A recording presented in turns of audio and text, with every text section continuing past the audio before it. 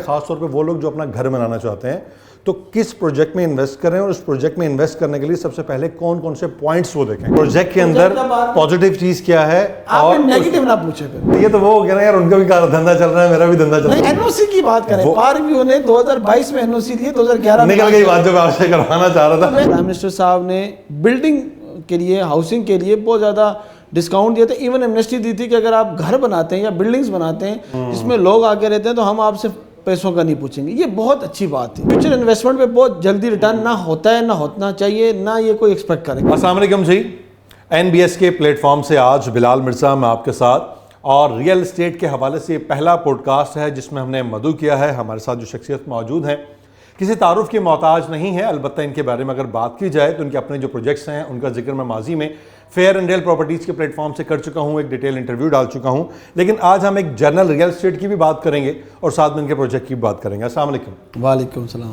سعادت حسین شاہ صاحب آج ہمارے ساتھ موجود ہیں اور ماشاءاللہ تعارف ہم فیئر اینڈ ریئل پراپرٹی کے تھرو کرواتے رہے ہیں. آج این بی ایس سے بھی ان کا تعارف ہو رہا ہے. تو سعادت صاحب, ہم آپ کے پروجیکٹ پر جانے سے پہلے ایک ریئل اسٹیٹ انڈسٹری کے بارے میں جاننا چاہیں گے کہ سعادت حسین صاحب ریئل اسٹیٹ انڈسٹری میں آئے تو اس کے پیچھے وجہ کیا تھی؟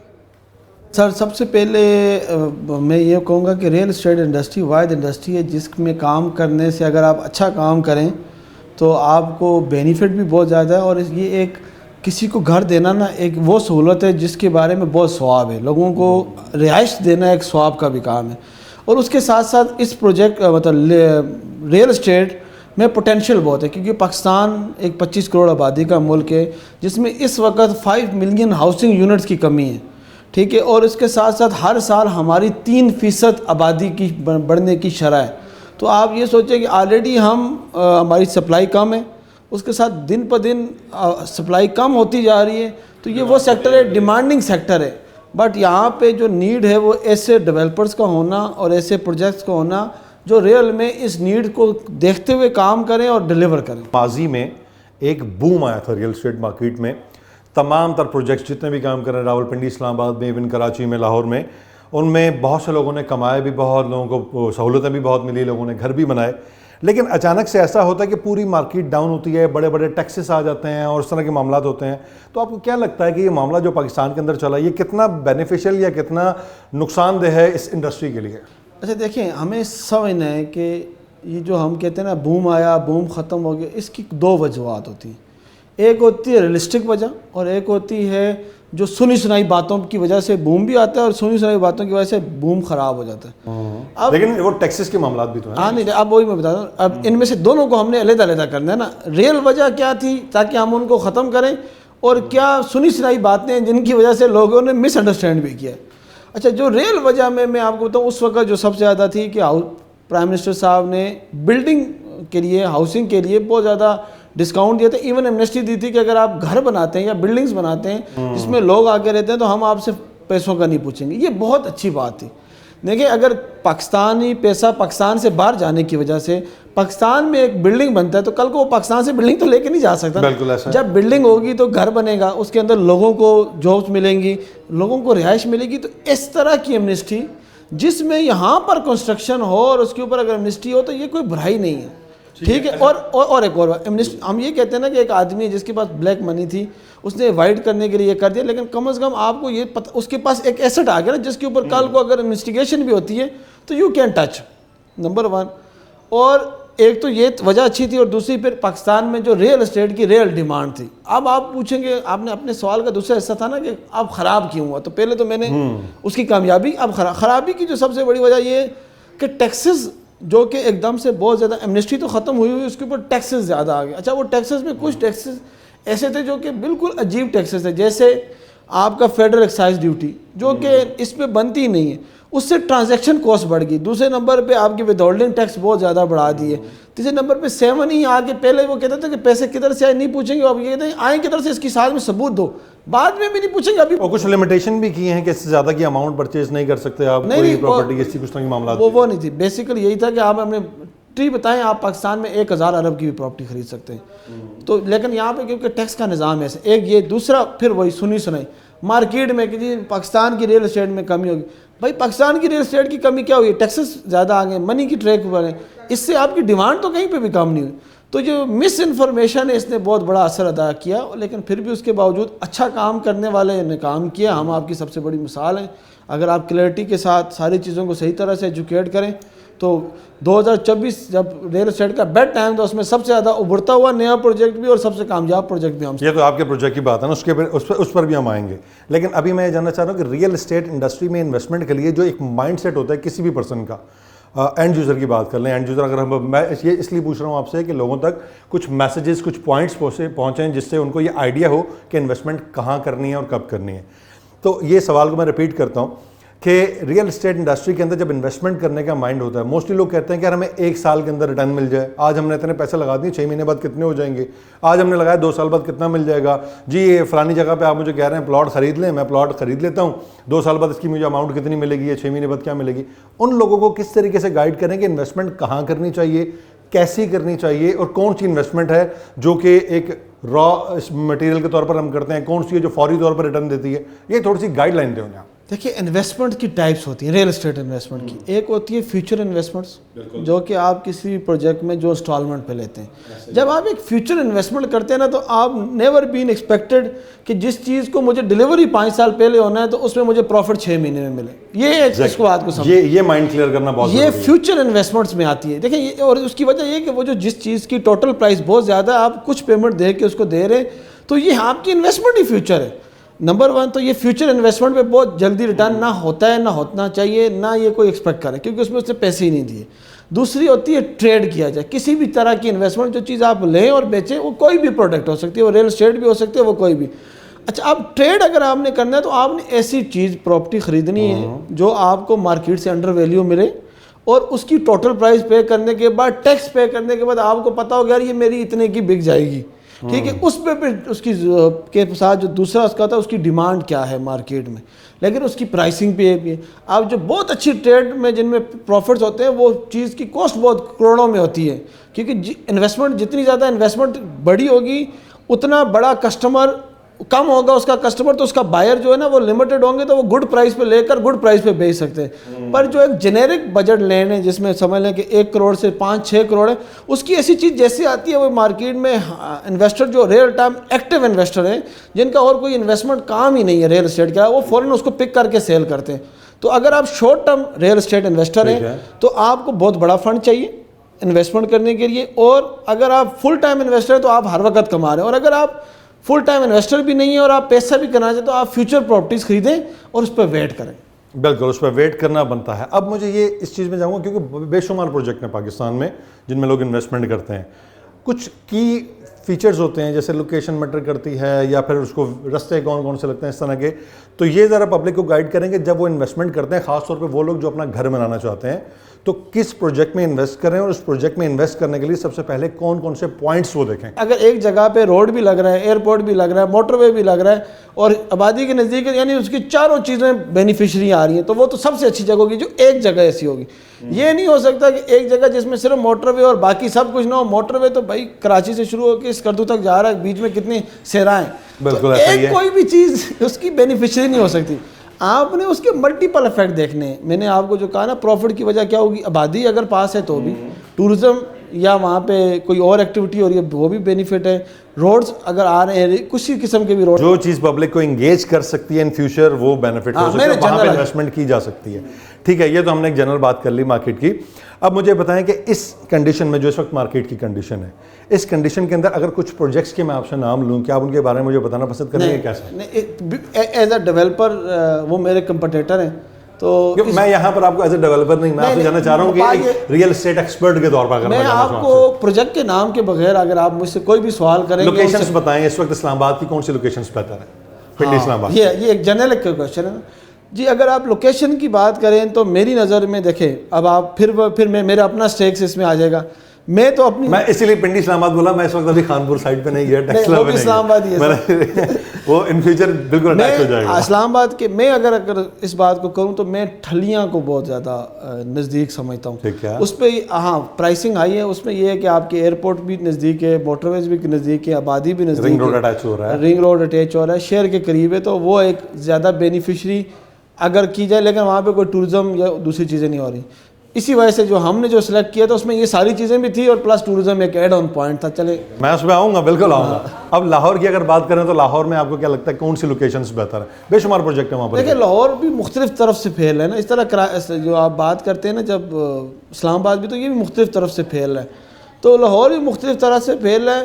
میں ہمیشہ اگر آپ فیوچر پراپرٹی تو روڈا کو ضرور اہمیت دینی چاہیے, لیکن روڈا کے فیز 1 کو دینی چاہیے, کیونکہ روڈا خود بھی اپنا پہلے فیز 1 ڈیولپ کرے گا, تو روڈا ایک اچھا آپشن ہے کیونکہ وہاں پہ کافی سارے پروجیکٹ آ رہے ہیں.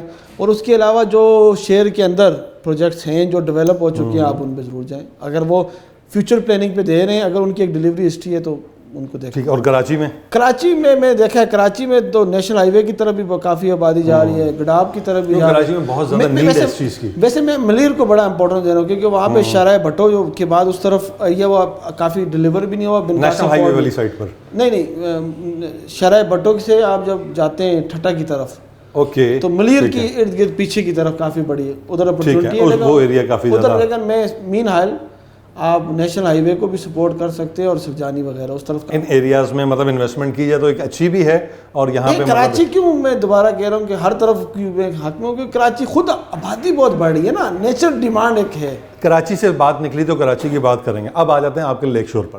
ٹھیک ہے, لیک شور ایک اچھا پروجیکٹ ہے. ٹھیک ہے, اس کے بارے میں آپ سے جانیں گے. یہ آپ کہتے ہیں, کچھ مارکیٹ کے لوگ کہتے ہیں, لیکن کچھ نیگیٹو تھیوریز بھی آتی ہیں. اس میں کہا جاتا ہے کہ لیک شور اسٹارٹ ہوا تقریباً کوئی سال ہونے کو آ گیا. ٹھیک ہے, اسٹارٹ ہوا, بڑی بڑی باتیں اسٹارٹ ہوئی, جیسے میرا آپ سے لاسٹ ایک پوڈ کاسٹ تھا, اس میں ہم نے بڑی چیزیں ڈسکس کی تھیں. اس منتھ کے بعد جو ہے ڈیولپمنٹ اسٹارٹ ہوگی, سب کچھ ہوگا. کہتے ہیں آن گراؤنڈ ہمیں کچھ, میں نے وزٹ نہیں کیا, لیکن آن گراؤنڈ ہمیں کچھ نظر نہیں آیا. آپ تھوڑا سا ریئلٹی بتائیے اس کی.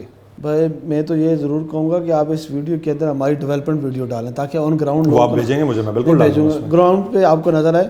سر لیک شور سٹی نے دیکھیں پروجیکٹ لانچ ہوا سال پہلے. پاکستان میں ہسٹری یہ ہے کہ کسی بھی پروجیکٹ کو لانچ ہونے کے 5 سال تک سائٹ ہی نہیں دکھائی جاتی. بہت اچھا ڈیولپر ہے, ابھی اس نے فیز 3 لانچ کیا, ان کو 10 سال ہو گئے. جب انہوں نے 2014 میں بیچنا شروع کیا, 19 تک کسی کو سائٹ نہیں پتہ تھی. ایسا ہی ہے, بہت سارے ڈیولپر ہیں پاکستان میں, بہت بڑا نام ہے, ٹھلیاں میں بڑا اچھا کام کر رہے ہیں. بقول ان کے کہ ایک مہینے میں, ایک ہفتے میں ان کے 700 ارب کی سیل ہوئی, آج تک NOC نہیں لے سکے. لیک شور سٹی نے وہ چیزیں کی ہیں ودن 1 ایئر. 10 سال ہو گئے ڈیولپرس کو, NOC تک نہیں لے سکے. ہم نے ودن 1 ایئر پری ریکوزٹ پورے کیے ہیں. سب سے پہلے NOC لی, اس کے بعد ماسٹر پلاننگ کی, اس کے بعد سائٹ پہ ڈیولپمنٹ اسٹارٹ کی, اور ودن 1 ایئر ہم نے سائٹ آفس ڈیولپ کیا, کیمپ آفس ڈیولپ کیا, جو بیسک نیڈ ہے. پھر اس کے بعد ہم نے 7 روڈ بن چکے ہیں. میں چاہوں گا اس کی ویڈیو آپ ضرور شیئر کریں تاکہ الیگزینڈر روڈ, الیگزینڈر پارک ہمارا کمپلیٹ ہونے کو, الیگزینڈر پارک کی ہم نے ایریا ڈیولپ کر دیا, جس کے ساتھ ہم ایک 4 اسٹار انٹرنیشنل ہوٹل کا پلاٹ کلیئر کر کے اب اس کے اوپر ہم ڈیولپمنٹ اسٹارٹ کرنے لگے, اور اس برانڈ کو ودن 1 اور 2 منتھ لے کے آ رہے ہیں. اور کڈس پارک کو ہم ودن 6 منتھ کریں گے. اس کے ساتھ ساتھ ہماری ڈیلیوری ڈیو ہوتی تھی دسمبر 2027 کو, ہم نے فارم ہاؤسز کی ڈیلیوری دسمبر 2026 میں کر دی. اور ریزیڈینشیل کی جو ہماری ڈیلیوری ڈیو ہوتی تھی وہ ہوتی تھی دسمبر 2029 کو, جو کہ ہم نے کہا جی دسمبر 2027 میں کریں گے. ہم وائٹ ڈیولپر ہیں پاکستان کی ہسٹری میں جو ڈیلیوری کو بیفور 2 ایئرز اور 1 ایئر پہلے ٹارگیٹ کر کے کہہ رہے ہیں آپ ہم سے لیں. ٹھیک ہے, اب آتے ہیں آپ کے اس پوائنٹ کی طرف کہ لیک شور کی سیل چل رہی ہے. ٹھیک ہے, وداؤٹ اینی ڈاؤن پیمنٹ آپ جسٹ پہلے انسٹالمنٹ دیں اور بکنگ کروائیں. ٹھیک ہے, ایک اچھا آپشن پبلک کو ملا ہے. لیکن یہ کہا جا رہا ہے کہ اتنے پلاٹ نہیں ہیں جتنے بیچے جا رہے ہیں, مستقل بیچے جا رہے ہیں. اس کے بارے میں کیا کہیں؟ اچھا پہلے ایک بات سنیں کہ آپ کو 25,000 روپے کا پلاٹ نہیں ملنا, آپ نے پیسے دینے 15 لاکھ روپے. اگر آپ کمپیئر کریں نا پاکستان اسلام آباد میں, تو میجر پروجیکٹ میں 5-5, 7-7 لاکھ روپے کے پلاٹ بیچے ہیں شروع میں. ہماری ایک بہت اچھی پرائس ہے 15 لاکھ روپے. اگر ہم ادھر کمپیئر کریں تو وی آر گیونگ یو نا گڈ پرائس, نہ مہنگی اور نہ سستی. اس پرائس کو جس نے مجھے 25,000 روپے دینے, میرے سر آپ خود بھی بکنگ کرتے ہیں, اس نے مجھے پورے 15 لاکھ روپے کا اپنا پلان مینیج کر کے دینا ہے. اس نے یہ بھی سوچنا ہے کہ میں نے ہر مہینے دینے 25,000 روپے. آپ خود سیل کریں تو آپ کو آئیڈیا, آپ کتنے عرصے سیل کریں تو کتنی آپ نے بکنگ کر لی ہے, اور پورے مہینے میں کتنی ہوتی ہیں. لوگوں کے کہنے سے فرق نہیں پڑتا نا. لوگ تو آپ جب بھی کوئی ایک کامیاب چیز لے کے آئیں گے, اور مزے کی بات ہے آج وہی ہمارا فارمولہ ہر کوئی کاپی کر رہا ہے. اور ابھی تو ایک ایسا گروپ نے کاپی کیا جو प्रॉफिट देते हैं तो आप अंदाज़ा लगाएं कि प्लॉट्स के काउंट की बात तो वहीं रहेगी ना कि आप कितने प्लॉट बेच चुके हैं और कितनी जगह आपके पास मौजूद वो आपने बड़ी अच्छी बात की। देखिए हमारा जो अगर 16,000 कनाल प्रोजेक्ट है ना, तो इसका हमने 2% भी अभी सेल नहीं किया, 5% भी, क्योंकि हमने हर साल हमने देखे जब हमारा जर्नल तो ये सिर्फ 2 या 5% सेल ना होना क्या यही जाहिर करता है कि आपका जो प्रोजेक्ट है वो डाउन हो गया, उसकी सेल ही नहीं हो रही, या फिर उसमें काउंट इतना ज़्यादा आ जाता है प्लॉट्स का कि आपको लगता है? दोनों चीज़ें नहीं है। फिर उसकी वजह ये है कि हमने आहिस्ता आहिस्ता सेल करना है। यानी पहले हमने जर्नल ब्लॉग लॉन्च किया था, तो जब वो हमारा 2 और 5% पे पहुंचा तो हमने जर्नल बंद कर दिया, यानी हमने अपना वो टारगेट अचीव कर लिया। अब हम अगला 5% बेच रहे हैं एग्जेक्टिव ब्लॉग का। ओके जब वो कंप्लीट होगा फिर अगला हम उससे महंगा करके बेचेंगे, ताकि नई नई प्राइस पे बेचें। मैंने एक ही प्राइस पे थोड़ी सारा बेचना। ठीक है, रियल एस्टेट इंडस्ट्री की मार्केट की और एक और बात बताएं, जो प्रोजेक्ट की लाइफ लाइन होती है, हमारा प्रोजेक्ट हम इसको एक्सपेक्ट करते हैं कि इसके साथ हमने 10-15 साल चलना है, आगे प्रोडक्ट लानी है, तो हमने इन्वेंट्री आहिस्ता आहिस्ता ओपन करनी होती है। जिस तरह आपको एक अच्छे डेवलपर की मिसाल देता हूँ, एक इंटरनेशनल डेवलपर पाकिस्तान में सिर्फ एक काम कर इस्लाम है, और 18 वो उसकी तो यूनिट्स ही टोटल 6,000 थे, तो 6,000 इकट्ठे पे ही देता नहीं। उसने क्या किया कि स्लो रेट बढ़ाता गया और सेल करता। यही इंटरनेशनल डेवलपर की निशानी होती है कि जब भी आप कोई, हमने भी सेम, वो आपको बताना चाह रहा हूँ कि हमने अपने यूनिट्स जितने भी हैं ना उनको हम स्लो सेल करके स्लो रेट बढ़ाएंगे। हमारा जो आखिरी यूनिट, जो आखिरी 5% सेल होंगे, वो आप ये सोचें कि आज की प्राइस का शायद 20 गुना 2000% महंगा हम बेचेंगे। सादत हुसैन ने जो है वो प्लॉट बेचना शुरू किए अपने लेक शोर के, प्लॉट बिकना शुरू है, इसकी इंस्टॉलमेंट आना शुरू हुई, डेफिनेटली बीच में कमर्शियल भी बिके, कनाल भी बिके, 5 मरला 10 मरला डिफरेंट कैटेगरीज बिकी, अमाउंट आई। तो रियल एस्टेट इंडस्ट्री में डेफिनेटली अच्छे बुरे लोग हर जगह पर होते हैं। कहते हैं कि उसके दुनिया के टूर शुरू हो गए। तो आप क्या कहेंगे? कभी हमें कतर में नज़र आता है, कभी हमें दुबई में नज़र आता है, कभी बंदा कराची में नज़र आता है, कहते हैं इसके पास पैसा है और अभी उस पैसे पर याशियाँ कर रहा है और अनकरीब सब खत्म हो जाएगा, कोई चीज़ डेवलप नहीं होगी और फिर उसके बाद बंदा भागेगा। आपको क्या लगता है? सबसे पहले आप ये बताएं कि हमारे टूर किससे रिलेटेड थे, जितने भी विजिट? एग्जैक्टली ये आपसे क्लियर करना चाहता हूँ। नहीं, आप भी इसका आंसर देना, हमें थर्ड पार्टी, जिस तरह आप बताएं कि वो टूर किससे रिलेटेड थे, जो आपने देखा है, विजुलाइज आपने क्या किया? विजुलाइज डेफिनेटली जब बंदा किसी टूर पे जाता है तो वहाँ पे फुटेजेस वगैरह आती हैं, सब चीज़ें बंदा देखता है कि यार कोई बिजनेस मीटिंग चल रही है, ठीक है। अगर आपने एग्जैक्टली अगर आपने अपने प्रोजेक्ट को या अपनी जो भी प्रॉपर्टीज़ है उनको लोगों को बेनिफिट करना है, तो आपने एक्स्ट्रा एफर्ट करनी है, ऐसी चीज़ें लानी है जो दूसरे नहीं लाए। अब जो दूसरी चीज़ें वो कोई गोल्डा मोड़ से तो नहीं मिलनी ना ठीक है, वो तो आपको किसी इंटरनेशनल कंपनीज लेके आएंगी, इंटरनेशनल एमिनिटीज। मैं आपको मिसाल भी दी एक इंटरनेशनल डेवलपर की, तो आपको इंटरनेशनल चीज़ें ही लेके आनी है। एग्जैक्टली ऐसे ही है। और आपको इंटरनेशनल कोलैबोरेशन, मकसद पॉइंट क्लियर करना है, मकसद पॉइंट अच्छी बात नहीं, मैं आपको उसी का आंसर दे रहे हैं ना, हम काउंटर आर्ग्यूमेंट्स के जरिए। तो ये होने की ये नीड है, समझें, किसी काम करने की कोई ज़रूरत होती है। अगर वो आप ज़रूरत नहीं करेंगे लोगों की बातों पे, तो फिर आप अपने प्रोजेक्ट को पीछे करेंगे। देखें, अगर एक सफ़र करना है और एक बाप बेटा जा रहे हैं, उन्होंने सफ़र तय करना है, वो घोड़े पे बैठेंगे, बाप बैठेगा तो लोग कहेंगे बेटा नीचे, बेटा बैठेगा तो कहेंगे बाप नीचे, और अगर दोनों ऊपर नहीं होंगे तो ये तो होंगी। आपने इसको नहीं देखना, आपने देखना ये कि क्या वजह है। तो मैं आपको मतलब इसके आंसर यही दे रहा हूँ कि हमारी ये नीड है, इस प्रोजेक्ट की नीड है, पाकिस्तान की प्रोजेक्ट को बेहतर बनाने के लिए डिफरेंट विजिट्स हैं जो वो करेंगे भी और करते रहे हैं भी। कहते हैं कि लेक शोर बाज़ाहिर हमें फ्रंट फेस नज़र आता है सादात हुसैन का, इसके पीछे कोई और बंदा है हिडन तौर पर, वो आज अच्छा लग रहा है उसे सादात हुसैन, तो सादात हुसैन से वो सारे काम करवा रहा है, अचानक से सादात हुसैन से हाथ उठना है तो सब कुछ ख़त्म हो जाना है। इसको क्लियर करना मैं चाहूँगा आपसे। सारे कामों के पीछे सबसे पहले तो एक और बंदा भी है, वो अल्लाह की ज़ात, बेशक, जिसकी वजह से ये इतनी कामयाबी मिली। और अल्लाह के जब तक हाथ है तब तक कामयाबी भी मिलेगी, जब तक नहीं है तो अल्लाह के। मैं फिजिकली किसी पर्सन की बात, अब आपको पहले तो ये बात बता दूं कि यार मैं ये कहूँ कि सब कुछ मैं हूँ तो ये गलत बात है, क्योंकि मैं मुसलमान हूँ और मुझे अल्लाह पे यकीन है। क्योंकि कुरान में अल्लाह कहता है किसी भी काम करने की 3 चीज़ें शर्तें। नंबर 1 आपकी नीयत अच्छी होनी चाहिए, नंबर 2 आपकी 100% एफर्ट होनी चाहिए, जिसका आपने खुद जवाब दे दिया, और नंबर 3 यकीन किस पे होना है कि करना अल्लाह ने। मैं ये कहूँ कि मैं करूँगा, इंसान ये नहीं है। तो ये तो, और इसके बाद अल्लाह कहता है अगर ये तुम कर लो तो मेरा तुमसे वादा है कि तुम कामयाब होगे, और ये मैंने कुरान में लिख दिया, मैं अपने अल्फाज नहीं बदलता। तो ये इस वजह से मैंने आपको पहले वो बात दी। दूसरी बात ये, सर जी, लेक शोर सिटी एक कंपनी जो कि SCCP पे रजिस्टर्ड है। SCCP पे जाकर आप फार्म 21 निकाल के उसके ओनर्स का नाम निकाल लें, 2 बंदे हैं, एक मैं, एक मेरा छोटा भाई। तो भाई कोई बंदा है, मिसाल देते हैं, تو بھائی وہ کدھر ہے, اس کے نام ہی کچھ نہیں ہے. میں آپ کو اس کو آسان کرتا ہوں, لوگ کہتے ہیں کہ فرنٹ فیس آپ لوگ. اور میرے بھائی ایک بات کو سمجھیں, ٹینجیبل ہے نا ایک چیز, یہ گلاس آپ کے نام ہے, ٹھیک ہے. اب یہ آپ کوئی کہتا رہے یہ دیا آپ نے, تو آپ کے کہنے سے کیا فرق پڑتا ہے؟ آپ اس پہ نہ ملکیت کا کلیم کر سکتے نہ آپ مجھ سے لے سکتے. کیوں؟ کیونکہ یہ میرے نام ہے, ٹھیک ہے. اس طرح لیک شور سٹی ایک کمپنی ہے جو کہ SCCP پہ رجسٹرڈ ہے, جس کے نام پر زمین ہے.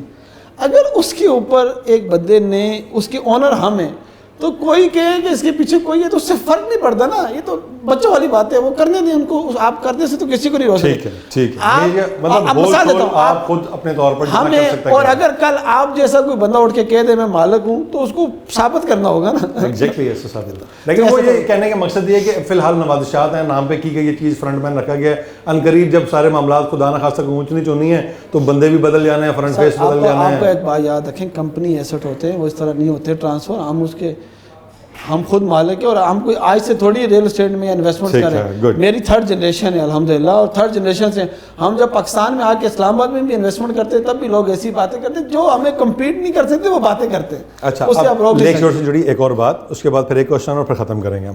لیک شور سے جڑی بات یہ کہ آپ کے پاس ایک ایمبیسڈر تھی, ٹھیک ہے, جن کا پچھلے دنوں ایک مرڈر والا واقعہ ہوا, بڑا افسوسناک واقعہ تھا. تو بچی بہت محنتی بچی تھی, نو ڈاؤٹ. اس کے لیے کچھ ورڈز آپ کے, پلس اس بچی کے جانے سے کیا بزنس پہ بھی فرق پڑا آپ کو؟ اچھا, سب سے پہلے تو ان کے لیے ورڈز ادا کرتا ہوں, وہ بہت زیادہ ضروری ہے, کیونکہ انہوں نے ہمارے ساتھ کام کیا ہے. ماشاءاللہ بہت ہارڈ ورکنگ تھی. ان کے والد صاحب جب ہمارے ساتھ ایگریمنٹ طے ہونا تھا نا, تو ان کے والدہ اور والد اور چاچا دونوں آئے تھے. تو اس سے آپ کو یہ بتا دوں کہ ان کی فیملی کی ان کو بہت سپورٹ تھی, اور ان کے والد اور چاچا سب سرکاری محکمے میں ڈائریکٹر لیول کے اپوائنٹ تھے, یعنی اچھے گھر سے تھی, اور وہ خود بھی اس کو میڈیکل کرا کے ڈاکٹر بنانا چاہتے تھے. لڑکی بھی دیکھیں چھوٹی ہونے کے باوجود بہت سیریس اور ایفرٹ کرنے والی تھی. ہاں, کانٹینٹ کیونکہ ان کی چھوٹی عمر تھی تو وہ اس طرح کا کانٹینٹ کریٹ کرتے تھے. تیسری بات, فرق ہمیں دکھ ضرور ہوا ہے. باقی ان کے ساتھ ہمارا 3 منتھ کا ہی کانٹریکٹ تھا, جو کہ آلموسٹ ایک ویڈیو کے بعد ان کا کانٹریکٹ ہی پورا ہو جانا تھا. تو اس لیے اس طرح سے ہمیں فرق نہیں پڑا. ہمارے پلان میں وہ اتنا ہی تھی جتنی انہوں نے ویڈیو بنائی, ایک ویڈیو کم بنائی تھی, جو کہ اس سے اتنا فرق نہیں پڑتا. ان کا ہمارا پیریڈ اتنا تھا. اور آپ کی لائف میں یا پروجیکٹ کے ساتھ بہت سارے لوگ جڑے ہوتے ہیں, ایون سید سعداد شاہ بھی نہ رہے, تو ہم نے ایسا پلان کیا ہوا ہے کہ یہ کمپنی ہے, لوگ پھر بھی ڈیلیور ہوں گے. اللہ پاک اس بچے کی مغفرت کرے, اس کے والدین کے لیے آسانی فرمائے اور صبر جمیل عطا کرے. اب ایک جنرل کوشچن ہے, مارکیٹ کے اندر بڑے بڑے کنگ بیٹھے ہیں ریئل اسٹیٹ میں. ملک ریاض کا نام ہمارے سامنے, علیم ملک کا نام ہمارے سامنے, علیم خان کا نام ہمارے سامنے. اچھا, اس کے بعد چودھری مجید کا نام ہمارے سامنے, اور اس طرح کے بہت سارے نام ہیں. اگر ان کا کمپیئر کیا جائے, فار ایگزامپل میں آپ کے سامنے دونوں نام رکھتا ہوں, ملک ریاض اور چودھری مجید, آپ کو کیا لگتا ہے کہ کون کنگ ہے ان دونوں میں؟ نہیں, ملک صاحب کی ایک بہت بڑی ڈیلیوری ہسٹری ہے. انہوں نے اتنا بڑا ایریا ڈیولپ کر چکے ہیں, تو آپ یہ کمپیریزن نہیں بنتا نا. میرے ہر ایک, اگر چودھری مجید اور علیم خان میں لے ہیں پھر ہاں, اب آپ بات کی جا سکتی. تو دیکھیں دونوں نے ایکولنٹ ٹائم پہ لانچ ہوئے, ایکولنٹ ٹائم پہ کام کیا ہے. آئی ول مور پریفر ٹو بی اے چودھری مجید صاحب, کیونکہ ان کی کلائنٹ کے ساتھ اٹریکشن کا اور کلائنٹ کو فیسلٹیز کا معیار ڈفرینٹ ہے رادر دین ملک صاحب. علیم خان صاحب نے ایک ڈاؤن ٹاؤن ایک اچھی چیز لے کے آئے ہیں, رادر دین ان کے تھوڑا سا مارکیٹ میں جو ہے وہ کلائنٹ اتنے ہیپی نہیں ہے رادر دین جتنے ملک صاحب. 3-4 پروجیکٹس کی میں آپ سے نا ایک اچھی چیز اور ایک بری چیز پوچھوں گا. فار ایگزامپل ایک وجہ ہے اس کے اوپر میں آپ کو نا دیکھیں, میں تو آپ لیک شور کے اوپر آپ نے کوئی کویشچن کیا, میں نے آنسر دیا, کیونکہ آئی ایم رسپانسبل. پر کسی تھرڈ پارٹی کی میں برائی نہیں کر سکتا. نہیں, میں کسی کی برائی کی بات نہیں کر رہا.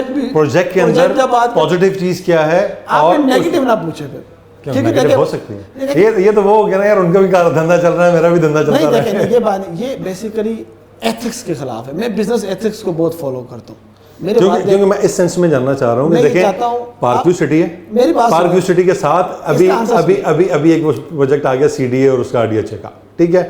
اس پروجیکٹ کے آنے سے اگر پارکیو سے بات کریں, وہ تو کہتا ہے ہمیں رستہ ملے گا, سب کچھ ملے گا. آپ کو کیا لگتا ہے وہ افیکٹ کر سکتا ہے اس کو؟ اس سینس میں آپ سے پوچھوں. آپ نے میری ایک بات, میں نے جو آپ کو آنسر نہیں دے رہا بار, اس کی وجہ ایتھکس ہے. میری 3rd جنریشن ہے بزنس میں, تو ہم کیوں کامیاب ہیں؟ ہمارے والدین, لیکن سچ بھی تو بولنا چاہیے. سچ بولتے ہیں نا ہم. آپ ہمارے بارے میں جو مرضی پوچھے سچ بتائیں گے. ہمارے والدین نے ہمیں ایتھکس سکھائے ہیں, بزنس ایتھکس. بزنس ایتھکس میں سب سے بڑا ایتھک یہ ہے کہ آپ نے اپنے کمپٹیٹر کی عزت کر دی, اس کو آپ کمپٹیٹر مانتے ہو؟ میں ان کو کمپٹیٹر بالکل مانتا ہوں, اور ہم نے ان سے آگے جانا ہے. اب یہ بھی ساتھ میں کہتا ہوں, لیکن پازیٹیو کام کر کے جانا ہے, برا بھلا بول کے آگے نہیں جانا. لیکن وہ تو ایک ٹائم ہوا ہے, وہاں پر انہوں نے ڈاؤن ٹاؤن بنایا ہوا ہے, فاؤنٹینز وغیرہ سب کچھ, تو یہاں تو ایک سٹارٹنگ ہے ابھی, تو ٹائم چاہیے نا. میں نے کہا تب تک وہ بھی مزید آگے نکل جائیں گے. سر یہ تو وقت بتائے گا, ہم نے 1 سال میں جو اچیو کیا انہوں نے 10 سال میں نہیں کیا. کیونکہ میں نے پارک ویو کو چنا اس لیے کہ لوکیشنز کچھ ملتی جلتی ہیں. این او سی کی بات کریں, پارک ویو نے 2022 میں این او سی لیے, 2011 میں نکل گئی بات جو میں آپ سے کروانا چاہ رہا تھا.